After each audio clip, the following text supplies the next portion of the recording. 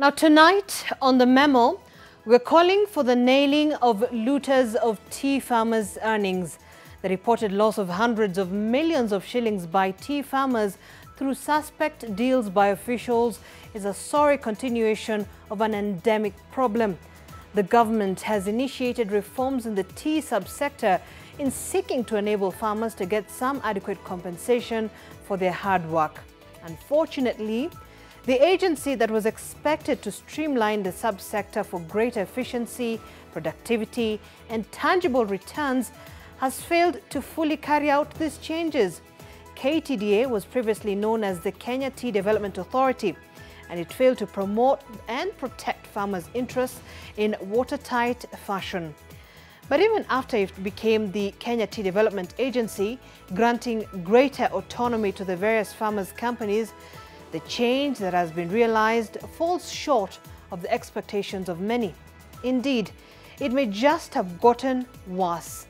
An audit report has just confirmed the rot in the agency.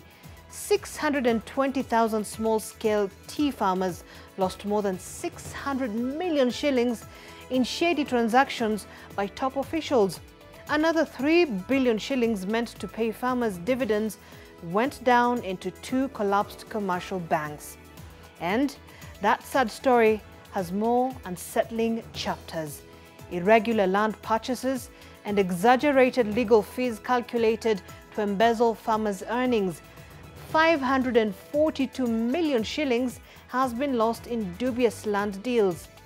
The impunity that the report reveals as being carried out at the expense of farmers is not anything that should be condoned. This is a new description of a storm in a teacup.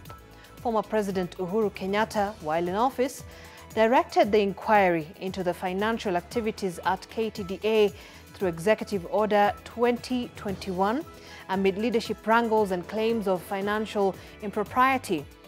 Reform initiatives during the tenures of past presidents Daniel Arap Moi, Mwai Kibaki and Uhuru Kenyatta failed to uproot the corruption menace, pointing to deep-seated interests in the industry. The report presented to President William Ruto 2 weeks ago documents massive plunder of funds. Cartels have been ripping off farmers at will. The report has recommended the prosecution of some directors and senior staff and the tracing of all the assets acquired using the stolen funds.